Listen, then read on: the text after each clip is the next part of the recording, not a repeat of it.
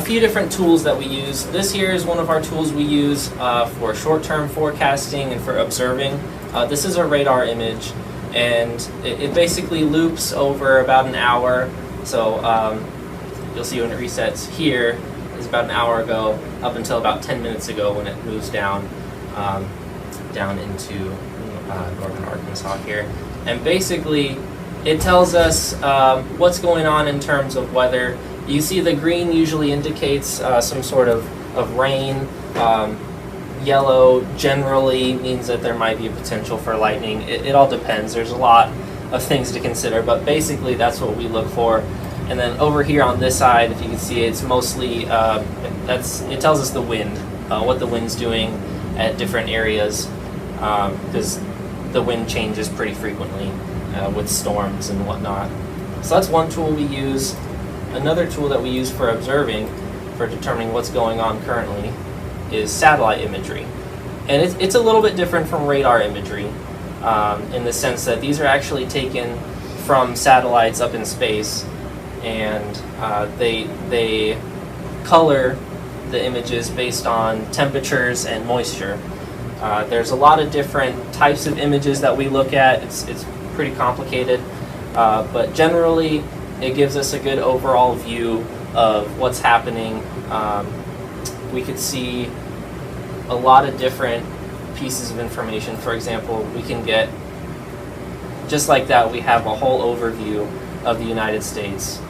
And what we use this for, one, is to determine the intensity of storms is a big topic, but we also use this to determine if storms are building, because you can actually see over a short time span clouds start to build up, and even just in the summertime, even just the smallest puff of white over our area could indicate the start of a thunderstorm building, and it can happen very fast. So this is an important tool that we use, because it can help us prepare if we have to very quickly. So what we also do or use on the computer for our job is we use what we call model data. And basically, the best way to explain this is it's a computer that puts together 30 years of past weather data, and it takes the current conditions that are happening and says, okay, well, right now this is the temperature, this is the pressure, this is the humidity in these areas, and based on the 30 past years of weather events, this is the most likely thing that's going to happen. And we can see breaks down into every 3 hours. We can kind of track where the moisture and where the weather is expected to occur, and or where it's expected or not expected to occur. Much like today, it's very nice out, so we can deduce that, hey, it's likely that there's gonna be severe weather or inclement weather in the area, or hey, it's gonna be really nice today. So that's one thing that we use these for. And there's a lot of different things that we look at, a lot of different types of models that we use, and it takes some time to build an accurate forecast, but this is one of our main tools that we use for forecasting and deciding, figuring out what is most likely to happen. And this here is what we call a skew T. It looks really weird, I know, but it is another really important tool that we use. And basically it's a snapshot of one location from the ground up to what we call the troposphere. It's the top of this layer of atmosphere that we're in, up to about 40,000 feet up into the air. And it basically tells us what the temperature is doing from the surface all the way up. And that's an important tool because it'll help us decide, figure out the potential for severe thunderstorms versus not severe thunderstorms, just a couple lightning strikes and baseball-sized hail.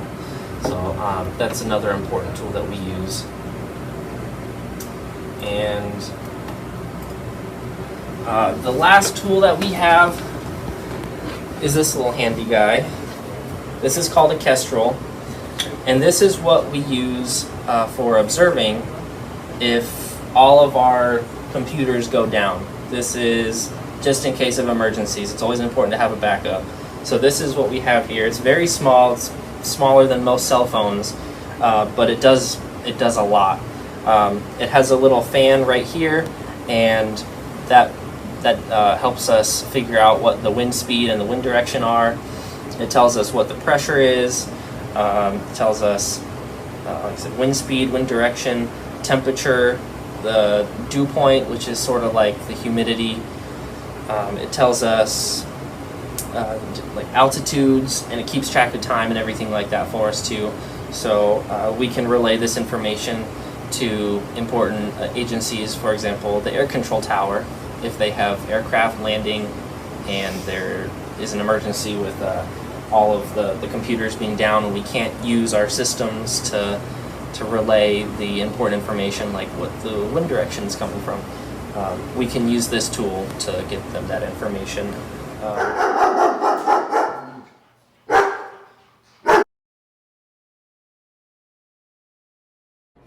At the beginning of every appointment, the vet asks the pet's family very important questions about the pet. Here you can see Dr. Hiskett asking Luna's mom about Luna. She asks her what shots she's had thus far, if any, how old she is, when she received her, how she is doing as far as puppy training, potty training, behaving at home, whether she has any allergies or gets sick. All of the important background information that most doctors ask parents about children. The vet will then go ahead and tell the family's owner what will happen during We will do a good physical exam. I'm going to look at her teeth, listen to her eyes, or listen to her ears and her heart and all that good stuff. We're going to do a distemper parvo vaccine. Since she's so young, that's going to be the only vaccine we do today. Okay. And then I'm going to do an intestinal parasite dewormer, and then we'll get her heartworm preventative and stuff so that she can get on the same schedule as Miss Lily. Okay. So we are going to give Miss Luna a microchip, and that is a permanent form of identification that she will never lose. It is about the size of a grain of rice. So that is actually what the microchip looks like. And it actually gets injected under the skin over her shoulder blades. And we give them a nice tasty snack when we do it so that hopefully she doesn't scream. And we have lots of paperwork that gets filled out with the microchip.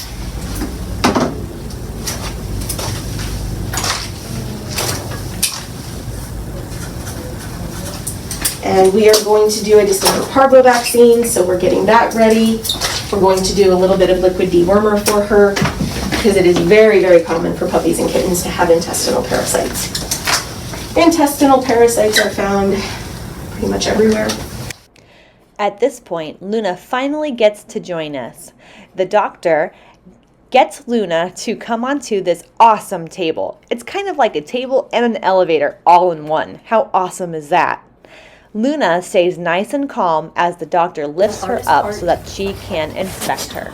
And right now I'm just looking at her eyes, making sure they're both nice and open and clear. Good girl, looking at her teeth. I know. Good job. Puppies are always a little bit resistant to the facial exam, and it's just something they have to get used to. She does not have any big girl teeth yet, so she still has all of her baby teeth. And baby teeth are much smaller and sharper than adult teeth. Okay, here's where we get to see how brave you are. Because most German Shepherds will cry for an ear thermometer. I don't have a good explanation for why, but they do. Okay, you want to sniff that? Get that. Good girl. What a good job. And her temperature today is 98.5. Which the ear thermometer reads a little bit lower than a rectal thermometer, But we end up with patients that are much happier and less stressed if we're doing an ear thermometer rather than a rectal thermometer. And especially at this first puppy visit, it's all about making sure that they're not stressed and having a good time. Can I listen to your heart? Can you face the sergeant for a minute? Luna? Hi. Just tripping over her paws.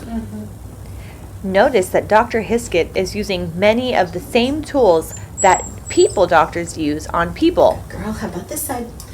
So I listen to each side of the heart, kind of like on a person front and back. And then I'm feeling for a pulse on the inside of her back leg at the same time to make sure there's a pulse for every heartbeat. So puppy exams are a lot like people exams. Exactly. Yes. Only your human patients don't normally like you. Right. Feel a little weird. Okay, don't fall off the table. I gotta put my stethoscope down. Heart and lung sounds are perfect. All right, let's do some medicine. So this is just a liquid dewormer that we're gonna give her by mouth. It will kill any intestinal parasites she has without hurting her.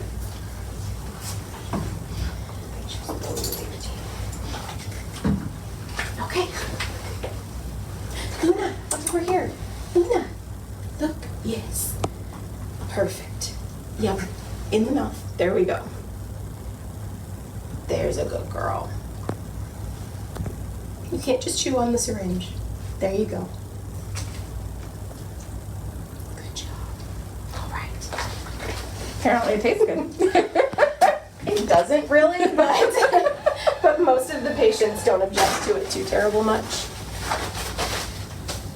Get some fresh pepperoni because we're going to do our distemper parvo vaccine.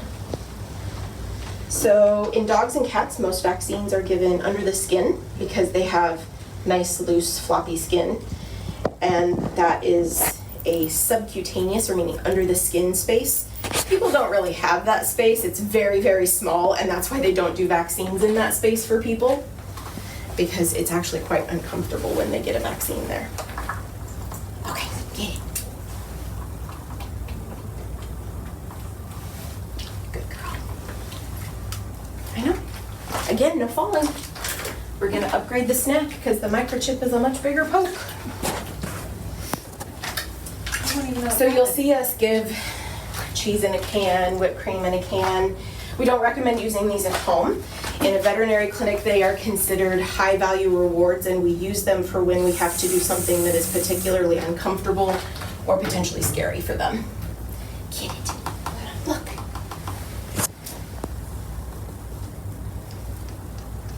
Good job. Very good girl. She's a champ at this. She's a trooper. And then once we do the microchip, we will use the scanner to make sure that it is placed appropriately and still reading, and it is. Congratulations, Miss Luna, you survived your first vet visit.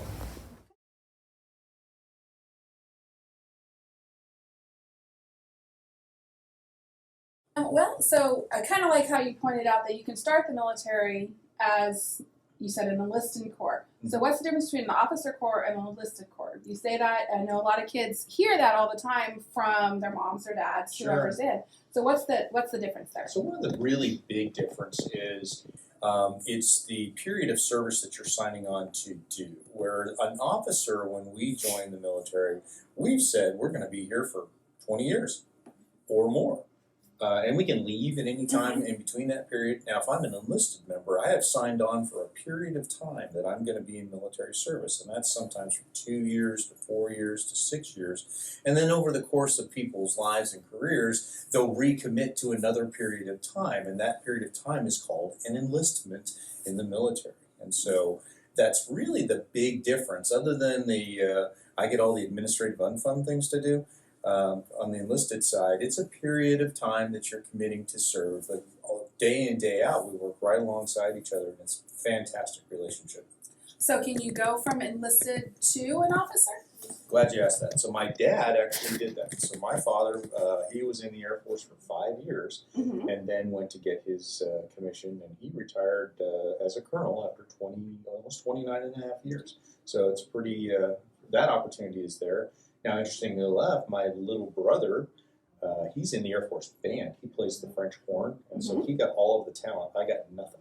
So he's a master sergeant, and so when he came into the military, he actually had not only his college degree, but he had a master's degree, and decided that the enlisted corps, that business was just where he found his niche, and he's done really well. So I'm super proud of Ryan, and again, he got all of his band skills. here actually play for us. Yeah. And so he's been in the band in Offutt, the one in Alaska, and the one at Langley, and now he's coming back to Offutt. So we're going to be right up the street here in Omaha. So we're very excited to have this be the closest we've lived to each other. And so he's been in the Air Force now 21 years. So that's pretty neat. That is really cool. Yeah. So you touched on your education. Is there any special training? You said you spent a summer learning how to be an officer. Did you learn everything you learned in officer school? Absolutely to be not. an officer? No, life teaches you so much more.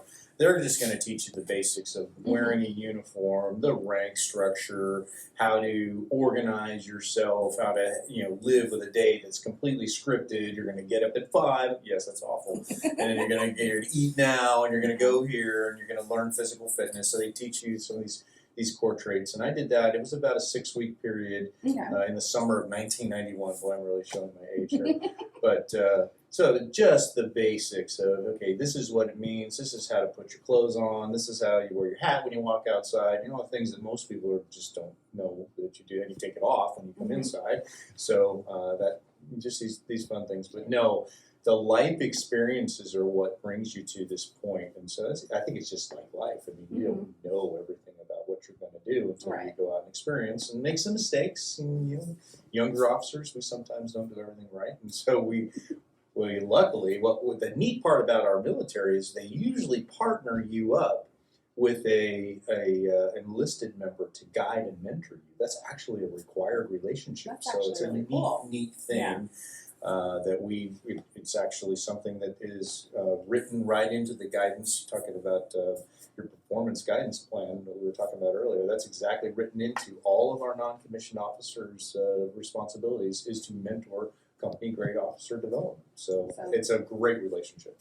So what does a day in the life of a colonel do? Okay, I will say the day in the life of this colonel is I usually come into work and I unfortunately have to check my email, and in that email I spend a lot of time looking at electronic mail that comes to me to say, hey, we need this information from you, or hey, how are you doing on this?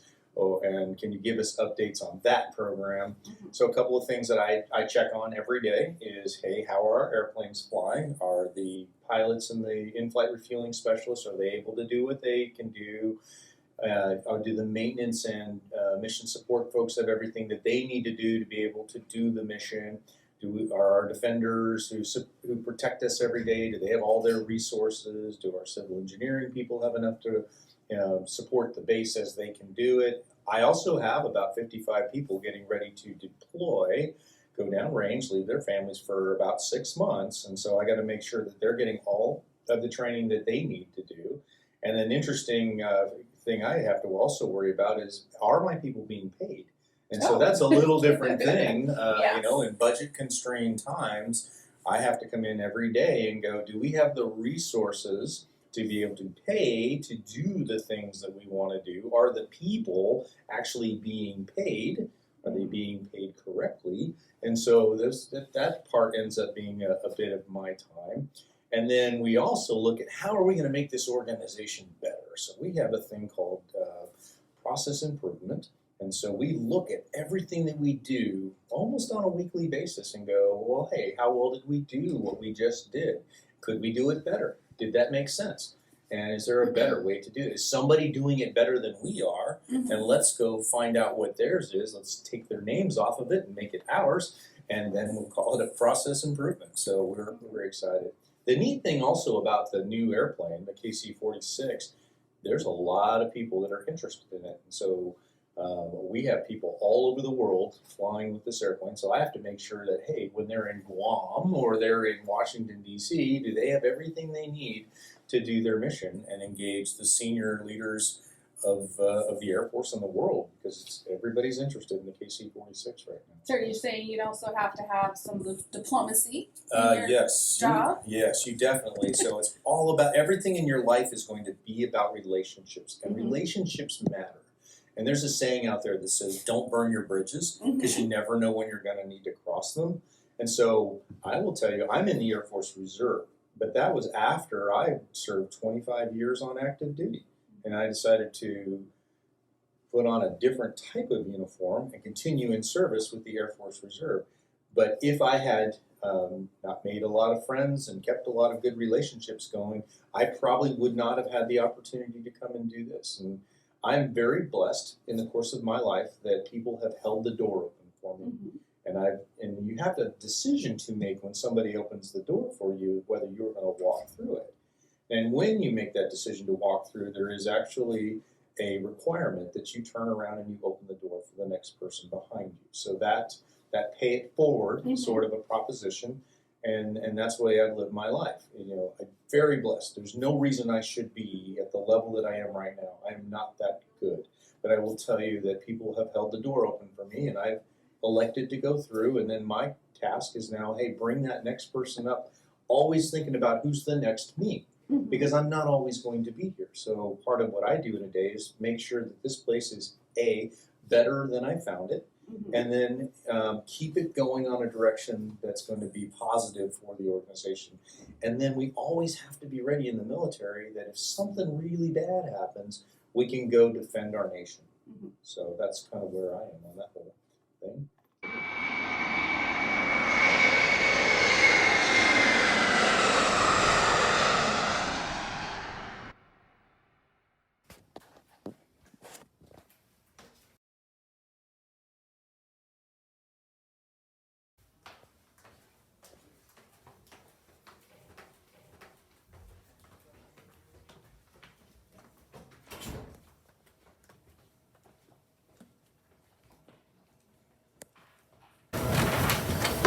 Hi, how's it going? My name is Staff Sergeant Sami Sabaki. I'm currently in charge up here as the watch supervisor for the tower cab. If you look around, we've got 3 different positions up here which I supervise. Pretty much what I do is make sure I double check everyone's work. We have Sergeant Thomas over there. He's in local control. He controls all the active flying aircraft in the skies. Currently we don't have any. The pilots are still getting out to the jets right now because it's the morning and they're just getting in for the day. We have A1C Miranda over here. He's in flight data position. He answers any phone calls that come to the tower, whether it's requests from the pilots, possibly from other base agencies, or just from possibly other off-base agencies for people who have questions regarding our local area and our airspace. We have Senior Airman Filbert over here. He is in ground control right now. He's in charge of talking to all of the vehicles on the airfield that want to have access to our runways. He's also in charge of issuing instructions to pilots who taxi out from their spots to the runways to who are trying to take off or getting back from a mission. So our main job up here in the tower is to keep aircraft separated and pretty much let them know about what's going on in the local airspace. For McConnell here, we can show you the monitor real quick. I don't know if you can see this.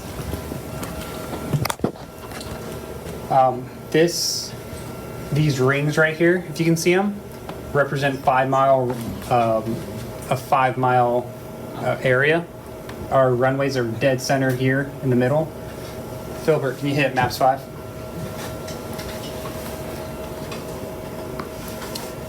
So our airspace, which is the area we're allowed to control airplanes in, is this smaller ring right here. It's about 4.5 miles. We control from the surface up to about 1,500 feet to the air. Outside of that, we have to coordinate and call the Wichita airport for any of our planes that go outside, or if they want to have people or planes cross through our airspace.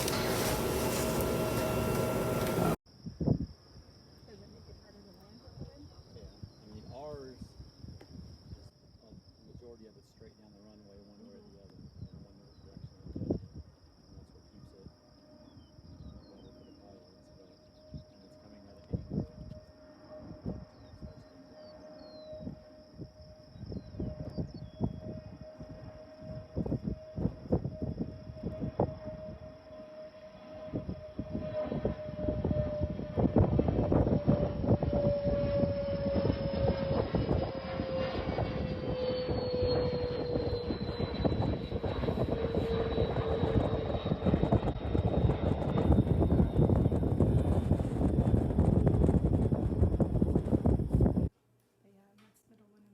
it starts to tip over.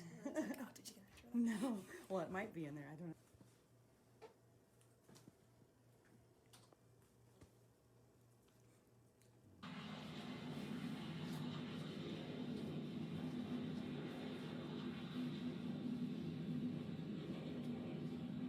Down here, and we can throw everything at them down here and teach them. That way, when they see it upstairs, for real.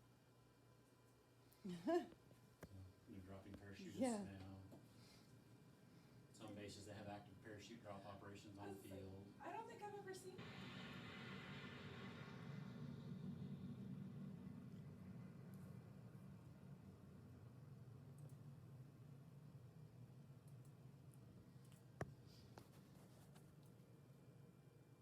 After the 135 tour.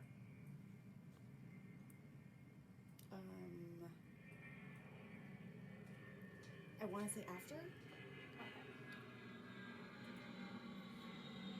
I just think they'd be a really good tie into each other. Yes.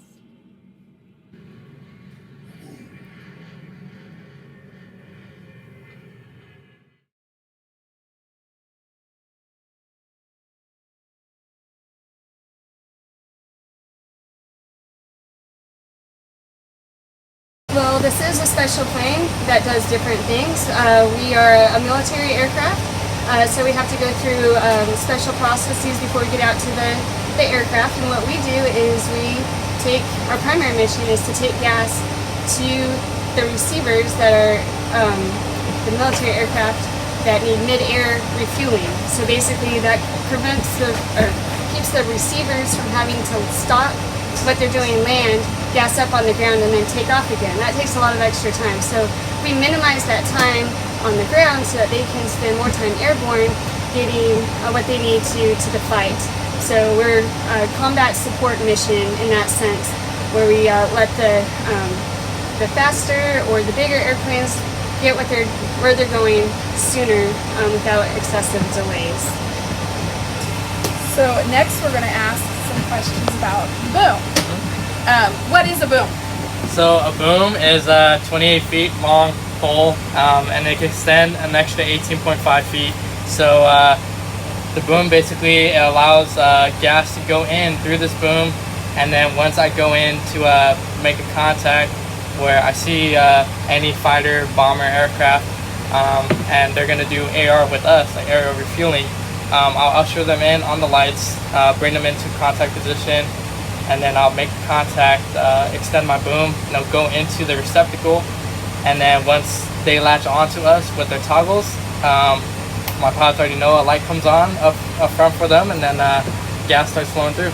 So that's how it works. So to very simplistically, way oversimplistically, so what basically it is like a gas station. Yes. You guys are a flying gas station, and you use the boom as the gas hose to put into the gas tank for the car. Only you're doing this at 7 miles in the air. Yes. And how fast do you guys go?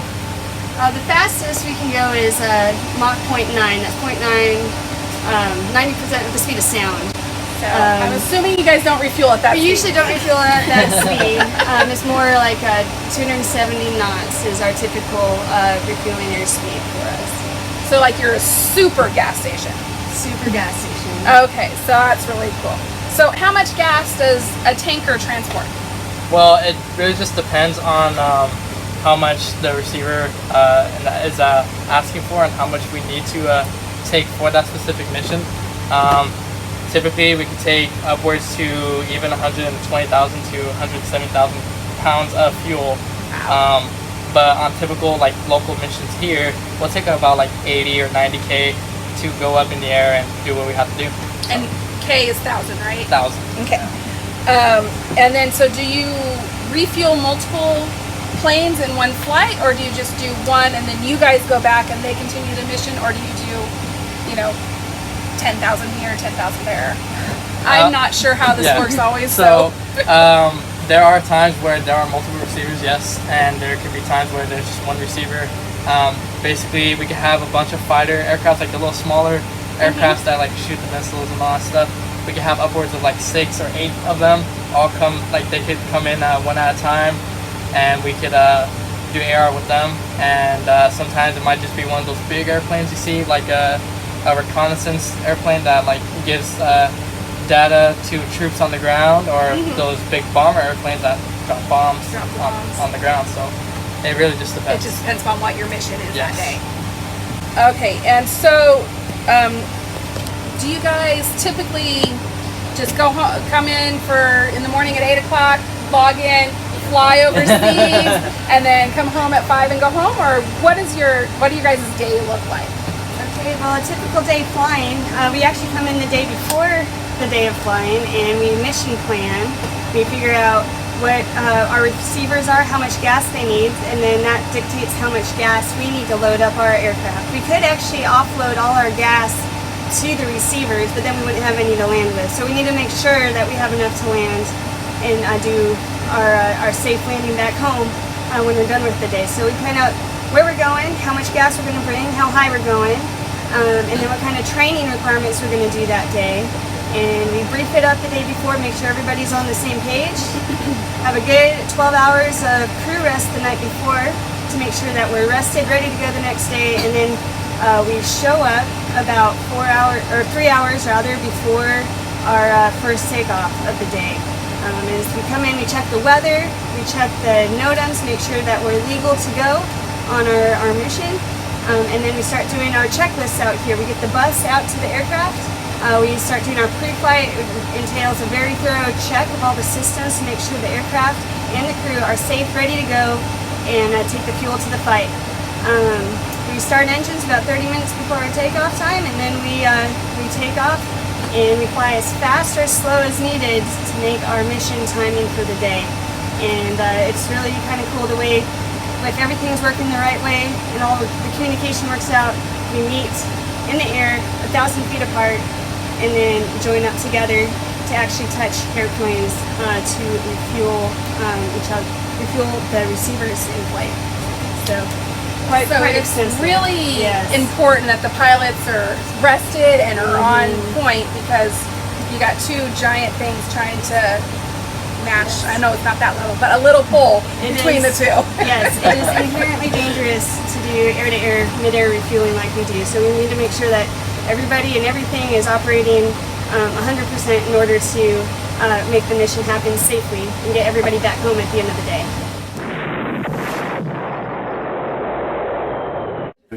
And what EOD is explosive ordnance disposal, and that means pretty much anything in the military arsenal that has explosives in it, we deal with it. And basically we're the military's version of the bomb squad. Number one being in the Air Force is the aircraft.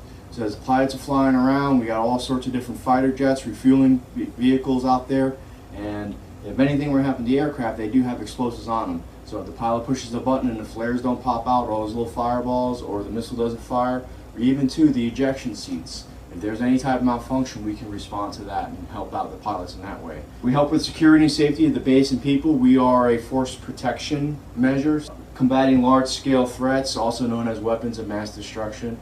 Basically, if there is any type of threat out there that can cause damage to the city as opposed to just an individual, we'll be usually called on that too and respond to it, because we have a lot of training and a lot of tools that help us work in those type of situations. Nuclear weapon response, basically a nuke is just like any other ordnance items to us. It's got a lot of explosives in it, and we can work on those things if necessary. Unexploded explosive ordnance operations, actually just this past weekend we had a call out to McPherson, Kansas, where we helped and the fire department out there take a old World War II era Japanese hand grenade, and we took it out from a house where unfortunately an old Korean War veteran passed away, and they found it in his belongings. We took it to a safe spot and we detonated it there to make sure the safety of the people of McPherson was still upheld. Operational range clearances, so as the pilots fly around, they have to train also and work with their jets and make sure that they know those systems really well and practice their targeting. And so we have a lot of different ranges here in the United States where they can practice those things. And what we'll do is we'll go out there, we'll clear the ranges of any explosive hazards. That way contractors can go and reset up the targets and do that in a safe manner.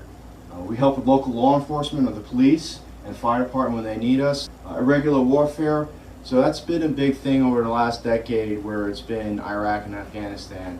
And basically what we'll do there is we work against the IED or improvised explosive device threat, and we disarm those items and we can actually gather a lot of evidence on there. And that's when we go into the forensics of it. We can collect tape, find fingerprints on there, we can collect a lot of other things for DNA, and even take samples of the explosives to send it into the chemists where they can break it down and say, oh, this is the exact chemical compounds that you're working with. And based on certain explosive builders, they have a little signature. So one guy might make a certain type of explosives the way he likes it, and another guy will make it just slightly different, and we can actually help track the network of bad guys, and we can find them that way. And then last but not least, very important, Persons Protective Services, we call it VIP support. That's actually working with the Secret Service, and what we can do is we can act as initial search personnel for anywhere that the president would go or a foreign dignitary would come in.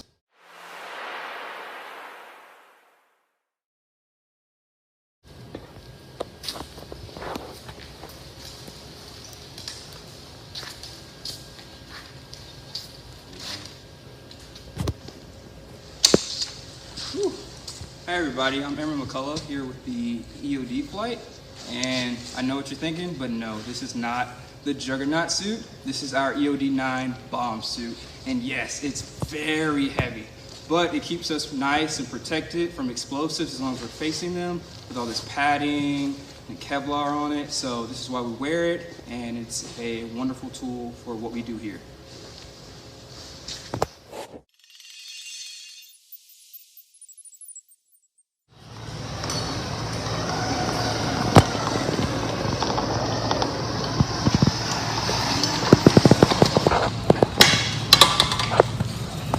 Hi, I'm Hatfield with the EOD flight here, and this is our F6A robot.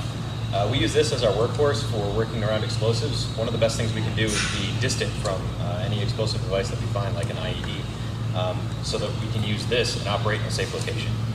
This arm kind of works similar to our arm on the robot, where it's got a shoulder, an elbow, and a wrist, which works in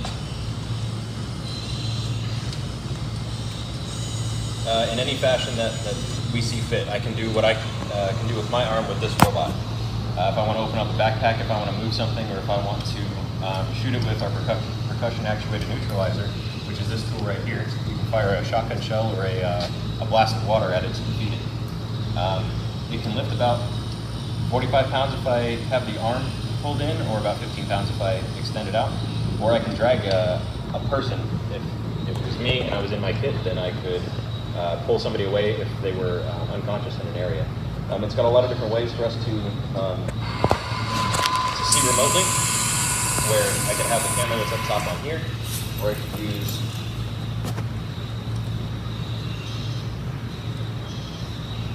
that doesn't want to work. Or I can use the camera here on our arm to grab anything that I want, or use precision. I can actually take this is super powerful, but I can actually grab an egg just super carefully, and then I can move that anywhere else that I want to. So we can be powerful, or we can be gentle. This is our control station that we have here. I'll bring this closer to you.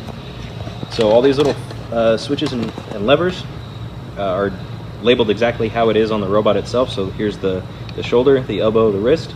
This is going to operate our tools like the percussion actuated neutralizer I mentioned. And this is going to be our video, so that we can actually use our lights and move our cameras. so that we can use this up to a mile away while it has its radio package right there in the back.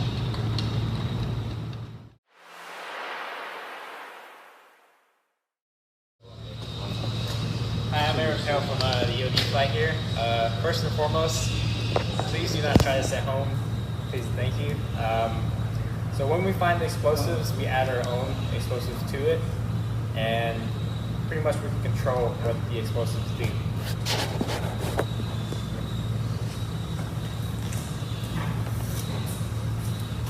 So what this is here, this is called the shock tube, and it's something that we use to set off our own explosives. The cool thing about being EOD is we know how to apply the explosives and make it do just about exactly what we want it to do.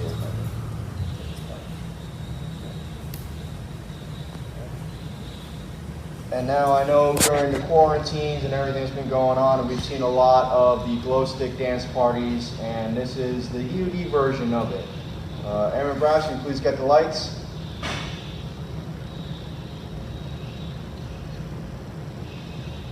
Fire in the hole, fire in the hole, fire in the hole.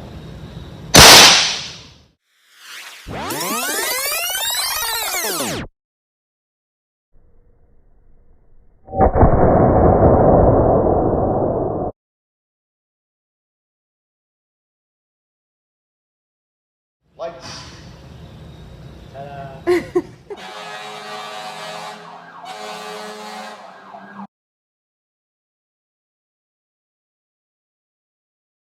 Hey, so out here we have Firefighter Cross, and he's going to show us what it's like to get in our gear. So as you can see, Firefighter Cross is going to pull his pants up, kind of like some overalls.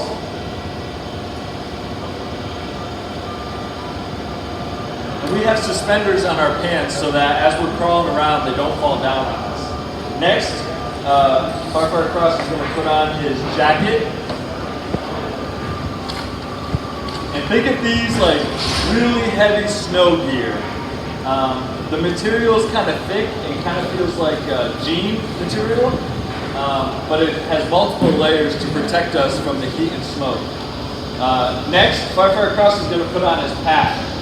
So with that air pack, that allows him to go into a burning building and perform his duties. Right? He can breathe for about 20 minutes on a bottle while he's doing work. So by the time he hits 20 minutes, he's going to have to come out and get a new bottle before he goes back in. Okay? Next, he's going to put his helmet on and his gloves.